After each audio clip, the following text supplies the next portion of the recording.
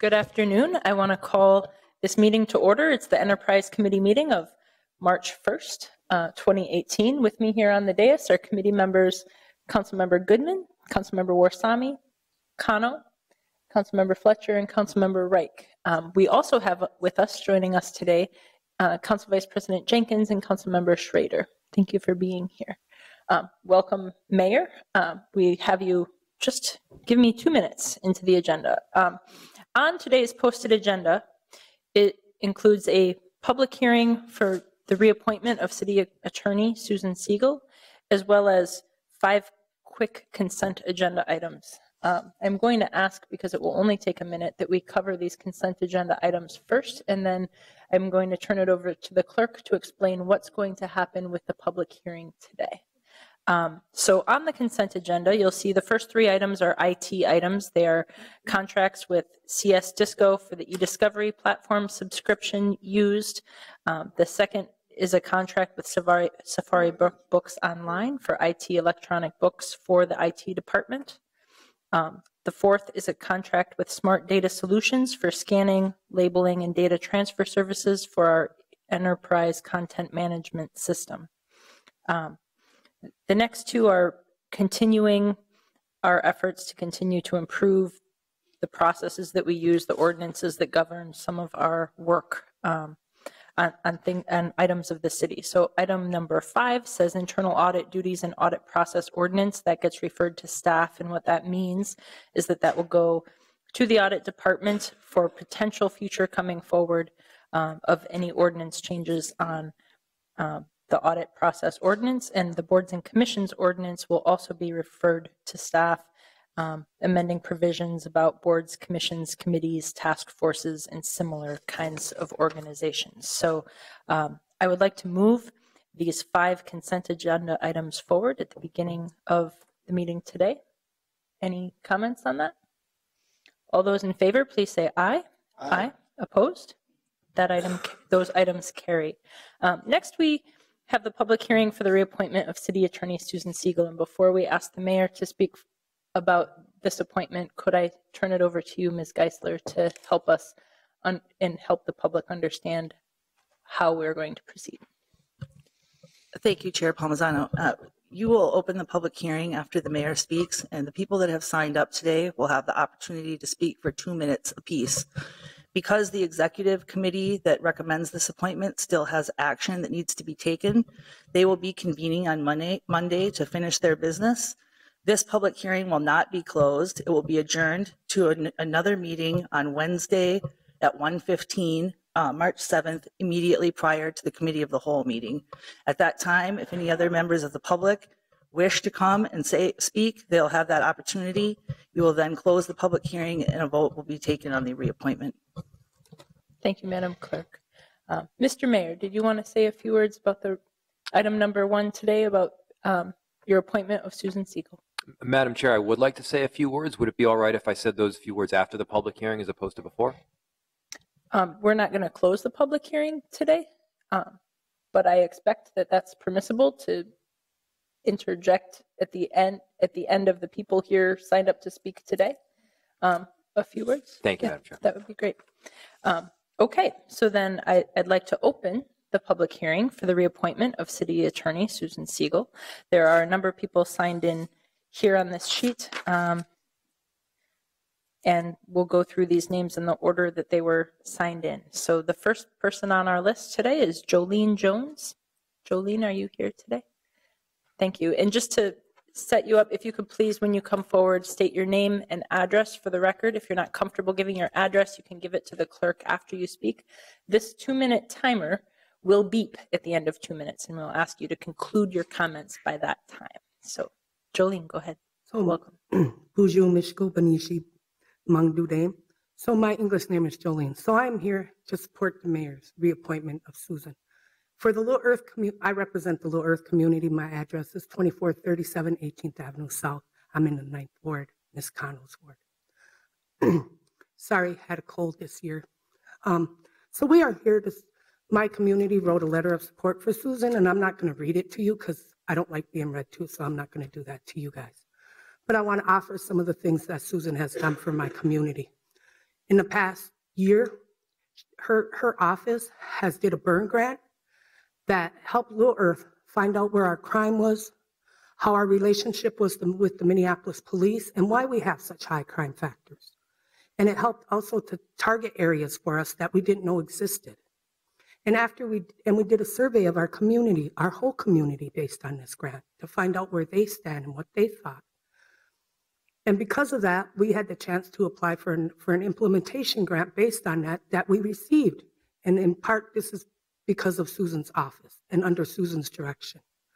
You know, in my community, we have the highest rate of overdoses from opiates. We have, our women are out there.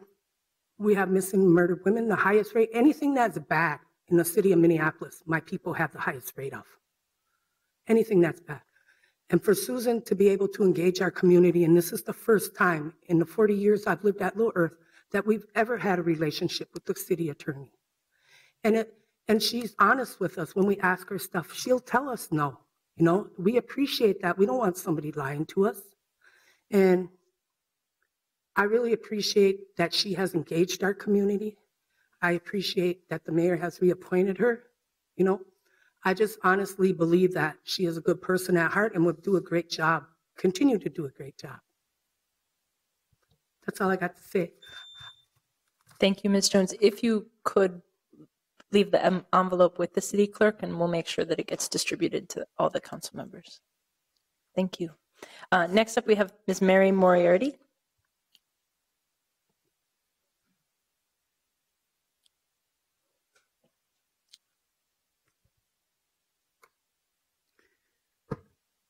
Chair, council members, my name is Mary Moriarty. I'm the Chief Public Defender in Hennepin County, and I live at 5408 Oliver Avenue South. I am extremely passionate about criminal justice reform. I'm passionate about trying to eliminate the drastic racial disparities we have in our criminal justice system. In 2016 alone, our jail population here at Hennepin County was 53% African American, even though African Americans only make up 12% of our population in Hennepin County. I've worked with some of you, and you know I'm not shy about speaking out when I think that an injustice is happening in an individual case. Our office isn't shy about litigating issues. Susan would be the first to tell you that I would be on the phone calling her to complain about an individual case. But I'm not here to talk about individual cases. I want to talk about true criminal justice reform, and that comes from strong leadership and policy change. And I will tell you that Susan Siegel in the Minneapolis City Attorney's Office has been incredibly strong in the area of criminal justice reform. Back in 2015, Hennepin County applied for a MacArthur Foundation grant. It was safety and justice to try to eliminate our jail population. We didn't get it, but to Hennepin County's credit, they went on and funded it. And out of that came something called the Adult Detention Initiative, and I know some of you are familiar with that. Susan, I know, gave you a memo about some of the work that they've been doing. One of the things had to do with text reminders to our clients to help them come to court, and I just got some numbers on this last week. That program has resulted in a 30.4% reduction in failure to appear warrants. A second area where I think Susan's done incredible work has to do with the Behavioral Health Initiative. Some of you know that as 1800 Chicago. And in the next year, that will open. It will give our police force an opportunity or an alternative to bring our clients to get help instead of bringing them to the jail. Susan's office has worked really hard to make sure that we have an agreement that those people won't be charged. Thank you. I need to ask you to wrap up, but if you have other thoughts, I you will. can leave them with the I'll clerk. wrap up. So one last thing that I'm extremely proud of that we have worked with Susan's office on, and that is putting a social worker in first appearance court to help out with misdemeanors. And I think this is an example of Susan's leadership. We came back from New York and saw a pilot or a project called Community Court, and we wanted to implement that here. What we ran into was bureaucracy and obstruction. And so Susan's office and my office and Health and Human Services just said, we're going to do it. And so if you go over to misdemeanor court, you can see a social worker there every day helping our clients. That's the kind of leadership that I believe that Susan has. We just basically said to the court, step aside, you're not helping, we're going to do it on our own, and we have done that. So if that's the kind of leadership that you want on criminal justice reform, then Susan Siegel is your city attorney. Thank you.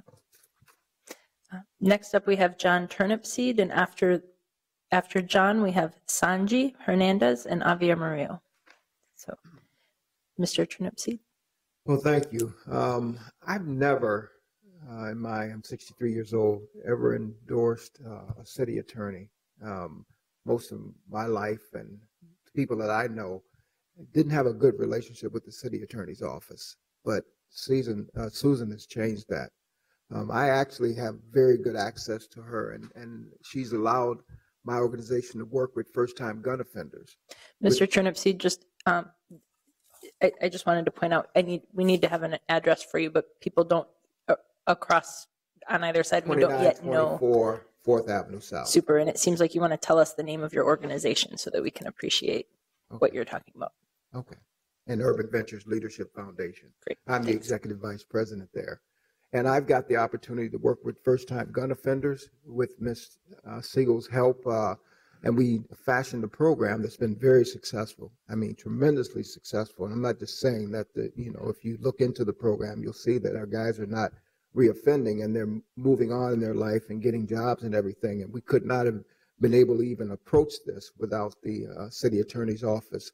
They've been very supportive in helping, and 95% of the guys that come to us are young African-American males that probably would have ended up in prison. And to me, that's reform, when you're actually looking at giving people an opportunity to change their lives. And we're not coddling them or anything. We have very strict guidelines that they have to go by, and the guys are doing tremendous things. Our CEO even helps with the program. But it couldn't be possible without the city attorney's office being willing to step out and say, we want to help these offenders, as opposed to sending everybody to jail. So I'm very excited that the mayor has decided to reappoint her, and Urban Ventures, we are fully, in my organization, I talked to my CEO and the other members of my organization, everybody is behind this appointment. It's not just me standing up here. So thank you very much for whoever made this decision. Thank you, Mayor. Thank you. It is the mayor's decision. And thank you, Mr. Turnip Seed, for your thoughts. Next, we have Sahni Hernandez, Xavier Moody, and then Chuck Turchik.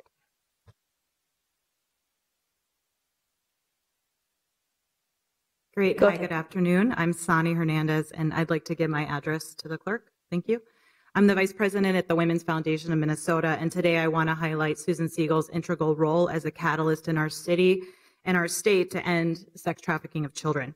In 2010, as the Minneapolis city attorney, Ms. Siegel was the first leader in our state to both see an uptick in the number of girls being prostituted and to seek a solution with community.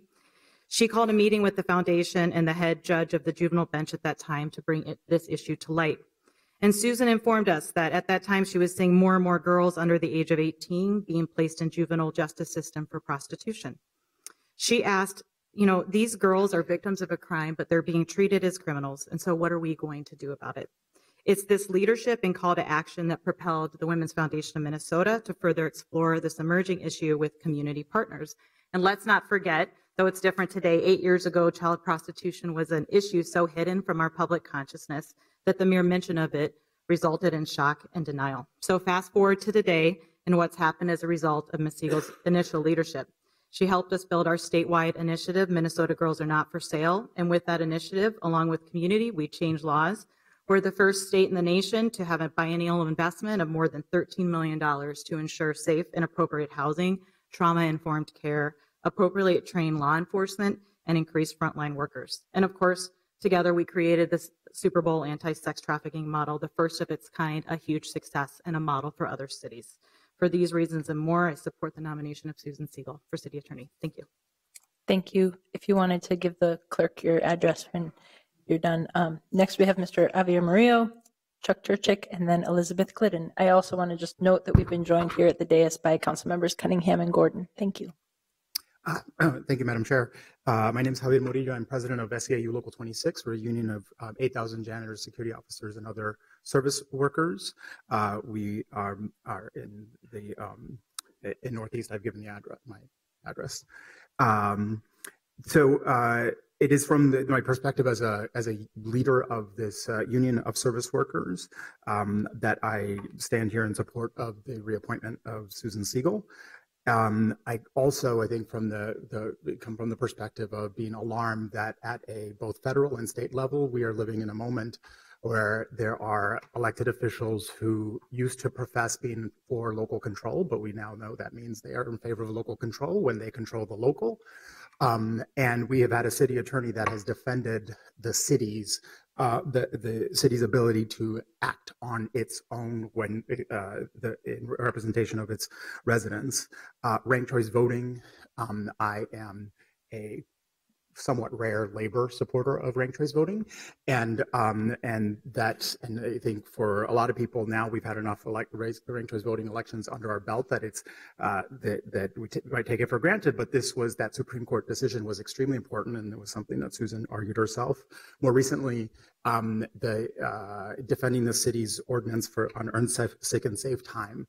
On this, we have worked, Local 26, have worked particularly closely with the city attorney's office because first we had a very good decision from the court, except for one issue on the question of territoriality.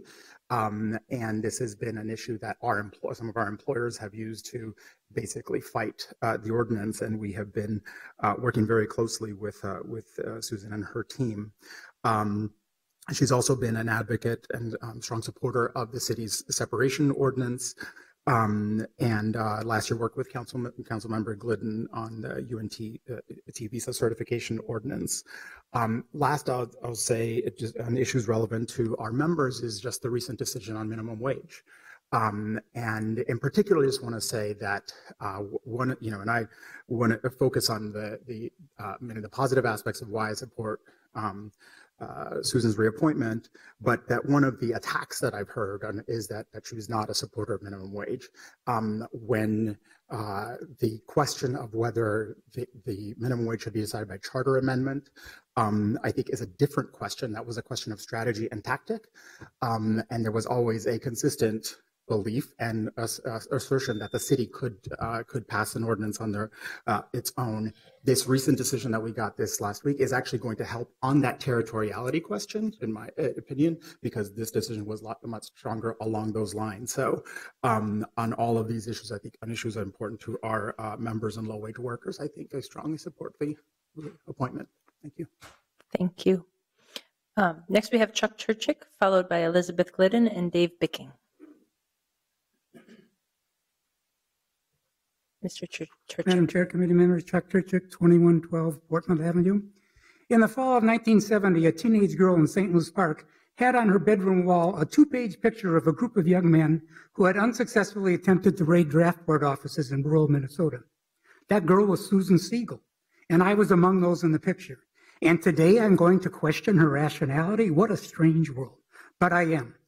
I am sure Ms. Siegel has done some wonderful things as city attorney, but for several years now I have requested that just one city council member ask Ms. Siegel in a public forum about an opinion she provided the Civilian Review Authority Board many years ago, when Police Chief Tim Dolan routinely wrote that his decision was not to issue discipline in CRA-sustained cases was based on, quote, his disagreement with the facts as adjudicated by the CRA Board, unquote. Ms. Siegel advised the board that this was consistent with the ordinance that said, quote, the chief's disciplinary decision shall be based on the adjudicated facts as determined by the Civilian Review Authority Board, unquote. No one who knows English, and certainly not a single attorney in the city of Minneapolis who is employed outside the city attorney's office, believes those two statements are consistent. That would not be rational thinking, but that was Ms. Siegel's opinion. Maybe that opinion was simply a mistake, but if it wasn't a mistake, if it was based on some political motive that should never enter into legal opinions of the city attorney, we should know that before you reappoint her. I am not someone asking, as then Council Member Fry said 2 years ago, that you only appoint someone whose every decision or opinion you agree with. That would be absurd. I'm only asking whether you agree with those decisions or not, whether you think they're reasonable or not, that they can be characterized as rational. That is not a high bar for you to set for this appointment. So if none of you asks for this clarification today, I guess I'll be back again in 2 years for at least the fourth time asking you to ask this question of Ms. Siegel. Thank you for your time and see you in 2 years. Thank you, Mr. Churchick. Next, we have Elizabeth Glidden. Warm welcome. After Elizabeth, we have Mr. Dave Bicking and Oakley Smith.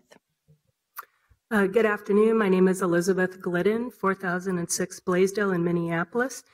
And I speak from experience with Susan Siegel, both as an employment lawyer many years ago, knowing Susan in that context, and as a city council member for the city of Minneapolis, working with Susan for approximately 10 years. You know, I haven't always agreed with Susan, but I think that's sometimes the beauty of how you come to respect someone when you look at the body of their work as a whole and you see all the things that they have done. And I have to say, I just have the utmost respect for her as a lawyer and as a person and as a city charter head.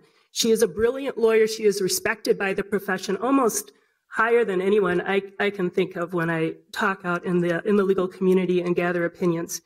She has a department that is high functioning. I have to say it's probably one of the highest functioning departments in the city of Minneapolis and one of the best law firms in the state of Minnesota. She is respected by her peers throughout the enterprise here for her advice. I especially appreciate Susan being on the case to safeguard our progressive reforms. I truly believe that without her, we would not have ranked choice voting in the city of Minneapolis. It seems like it's old news now because we're on our third election passed with ranked choice voting, and it's now part of the living history of Minneapolis that this influences who participates in local politics and who represents us. But I will tell you, our previous city attorney was no fan, despite having a voter mandate and support of the mayor and the city council. Susan took on that case and fought it to the Supreme Court, and now we have the right to have ranked choice voting. She developed the theories that saved the city millions of dollars in pension reform, including $20 million in just 1 year. And this was no small feat, let me tell you, bringing people together around that. You've heard from others about her work on municipal minimum wage and sick leave. We've had important victories just happen right now, but I will say she was proactive in reaching out to progressive lawyers to get advice, particularly from the National Employment Law Project. I'll just close by saying it's a hard job. I haven't agreed with Susan on everything, but you look at protecting Section 8 anti-discrimination, U visa ordinance, sex trafficking work, reforming domestic violence. There's nobody I'd rather have than Susan protecting the interests of the residents of Minneapolis. Thank you very much. Next, we have Dave Bicking and Oakley Smith signed in. We don't currently have others signed in at the moment, so if you would like to speak, please come on up and add your name over here with the city clerk. Thank you. Mr. Bicking, go ahead. Thank you. I'm Dave Bicking, 4200 Cedar Avenue South in Minneapolis. It's odd to be here commenting on an issue which is not officially before your committee. It was not properly forwarded to from the executive committee to the city council. Thus, the city council referral to this committee is also void, and we are here at a public hearing on an issue which you don't officially have in front of you. And there is no certainty that you ever will. So I guess I'll use this opportunity to take a little time to speak about Susan Siegel and the process that got us here. You have seen I sent letters on behalf of Communities United Against Police Brutality and Committee for Professional Policing, and I hope you've received the letter from the National Lawyers Guild. We agree with everything in there as well. There are many, many reasons to oppose the nomination of Susan Siegel, despite I'm sure she's done many good things. I would hope every city employee has done many good things.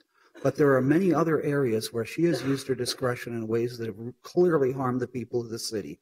Obviously, the one that people know most about is the Viking Stadium and the fact that we're going to be paying for that a lot for the next, 28 years. Her political opinion on that led the city into a very bad decision, which is going to harm us.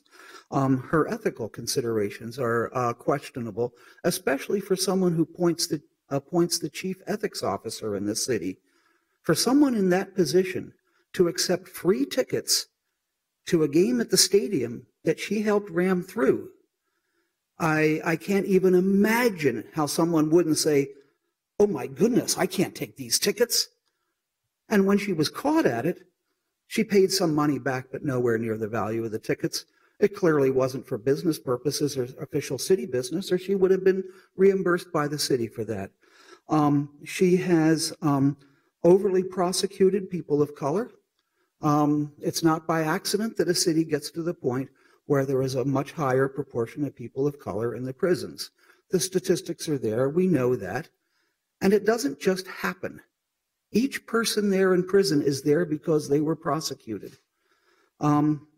She has used as risk management for our police in order to lessen the chances of, civil suits, making sure that just about everybody beat by the police is prosecuted.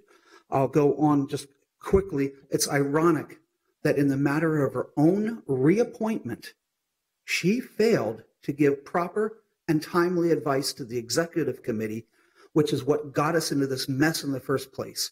3 pages of rules. She and the executive committee didn't even know what their rules were, or worse yet, did not follow them in order to ram this through. That's another count against the city attorney. Thank you. Thank you, Mr. Bicking. Next, we have Oakley Smith signed in, and then anybody else who's been signed in with the clerk. I do want to make a point. Clerk, did you want to make a clarification? My understanding is we've started this hearing because we voted to do so, and it was noticed at the city council meeting last Friday. Madam Chair, as the council knows, the process was that a referral was made to the council. The council referred for a public hearing to this body, the matter of the mayor's nomination to reappoint Susan Siegel to the office of city attorney. The executive committee failed to sufficiently achieve the vote threshold required to forward that nomination, but the notices to the public had already been issued. So my advice to this committee and to you as chair was on behalf of anyone, no matter what their position, because a public hearing had been noticed, that we proceed with doing that today, because as a full-time council that meets during the day, it would be too difficult to tell the public literally yesterday afternoon that we'd cancel this public hearing, so that we would open the public hearing and could continue that public hearing to a future date and time when this committee could adjourn, so that this committee could then pause its work as the executive committee goes back in time to take up its action. And I know, as has been stated, that the executive committee is scheduled to meet on Monday. Thank you for that clarification. Oakley Smith. Hi. I just want to preface everything I say by I'm not used to public speaking, and there's no way this is not going to be a little disjointed, and I just want to apologize in advance. I am here because the Communities United Against Police Brutality kind of brought it to my attention, and the issue is a little bit, the issue of your nomination is a little bit new to me, but from what I've gathered, it really concerns me. There's a number of issues. I think basically everything that I've heard from Dave Bicking and others concern me. But, your opposition to insurance, requiring the police department to have insurance kind of confuses me at least. your opposition to bring it to a vote. There's been a couple other things. Your kind of reputation for prosecuting activists, again, concerns me. We actually met very briefly before this meeting, and you told me there was a lot of bad information going on around. And unless and until I hear, how that is bad information, I just can't see how I can possibly support your nomination. So thanks for speaking with me, though, and thanks everyone else. Thank you. And if you haven't done so already, if you want to I see that you do have your address here on the sign-in sheet. Before we invite comments from the mayor, is there anybody else here that would wish to speak today? This meeting will be continued to next Wednesday at 1:15 p.m. But is there anybody else that has planned to that would wish to speak today? Okay. Mr. Fry. Thank you, Madam Chair. Thank you for the opportunity to speak on behalf of my reappointment of Ms. Susan Siegel. Ms. Siegel is the right decision for our city attorney's office, which is one of the largest and most effective law firms in the entire state. She's the right decision for the city of Minneapolis and has a long track record of successful defense and prosecution of our cases and our mentality. She's the right leader, also an attorney for progressive causes. And I'm going to go through some of the items which have already been pointed out. I mean, we've heard at this point that Ms. Siegel has a strong relationship with the Little Earth community. We've heard that she has a strong relationship with criminal justice reform from Mary Moriarty, from the women's advocates, noting that she's done some extraordinary work in sex trafficking, from SEIU Local 26 and their president, Mr. Xavier Moody, on the record that he has in working with her, and from former council member Elizabeth Glidden. And this is not by accident that such high-profile individuals in their specific arenas have come to testify on behalf of Ms. Siegel. It's because she's gotten the job done again and again and again. And I'm just going to go through a few of the examples, by the way. But first, I'd like to note that this is a hard job. The city attorney's office is not an advocacy position. It's not a policy-making position. They're charged with defending the city of Minneapolis and advocating for the causes that we, you on the city council and me as mayor, that we push. And I'm just going to go through a list of some of the things she's done. First, in the topic of criminal justice reform, she has successfly reduced the number of arrests and bench warrants, reduced arrests on bench warrants for failure to appear in court through the development of sign and release warrants. She's eliminated bail reform for low-risk offenders with adoption of a validated risk assessment tool at the jail. She has pre-charge diversion. She has a driving offense reform as well, where she's led on reforming the driving offense vortex that traps individuals with lower income into suspension, revocation of their licenses, and growing fine debt simply because their inability to pay. This, by the way, is a major issue in several other cities, and we've done some substantial work here to reform it. She's done some work on the ability to dismiss court-rejected cases before they are filed in court, so there's not the permanent dark record that prevents you from getting housing or at times jobs. As has already been noted, she's done a ton of work on both domestic violence and sex trafficking.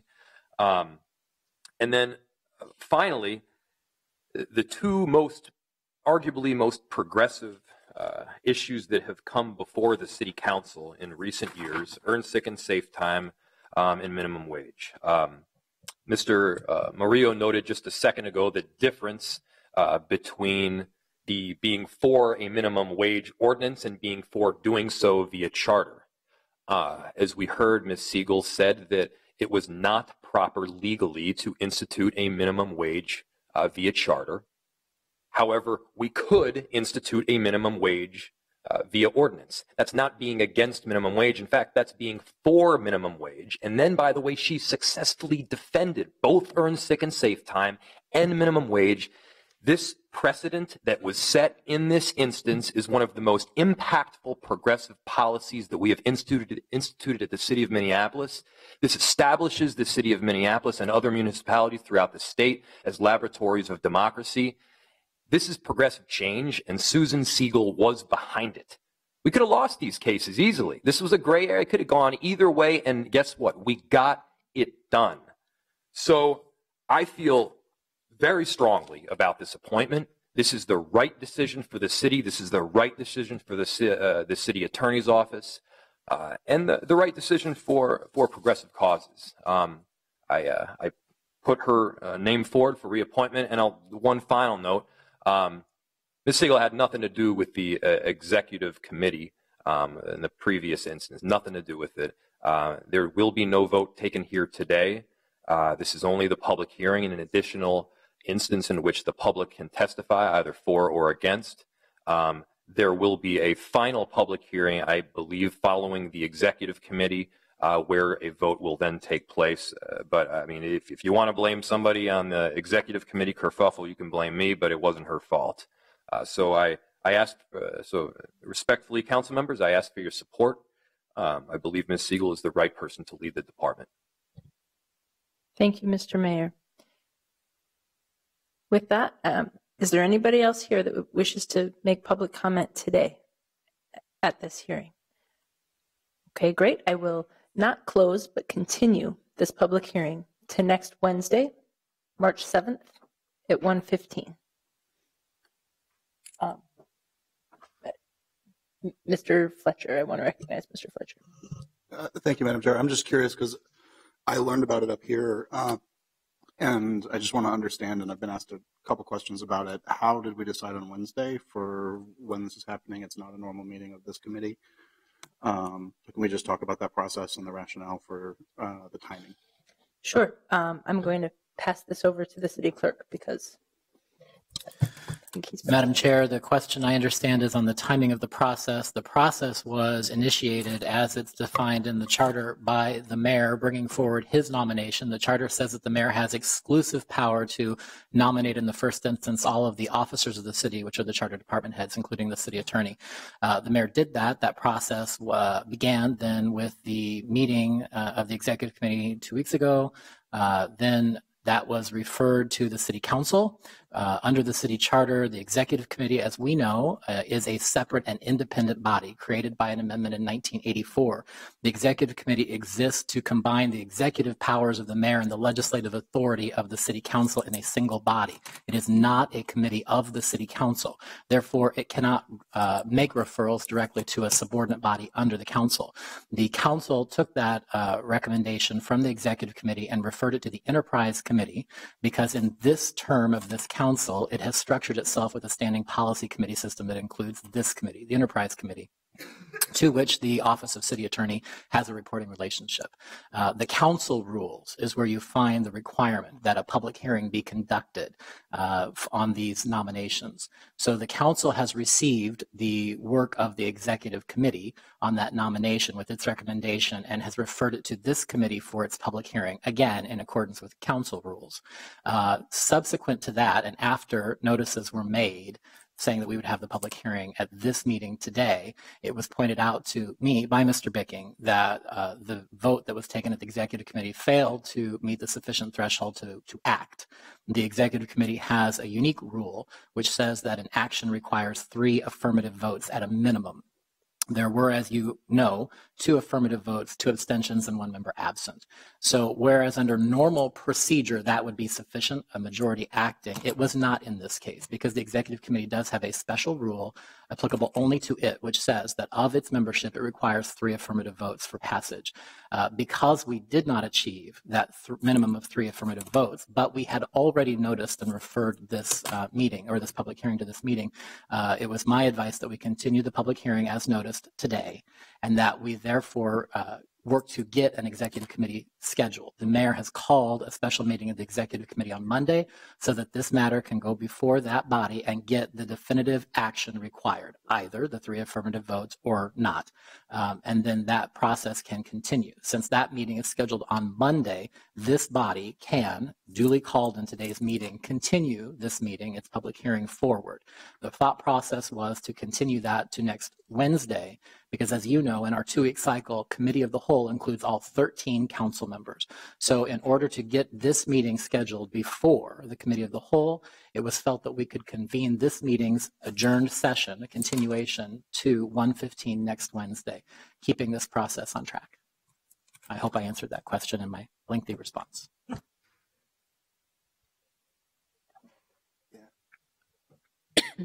Thank you. And with that, we will continue this committee meeting next Wednesday afternoon.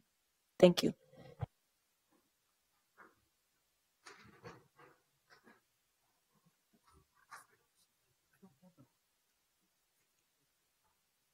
Thank you so much. Yeah.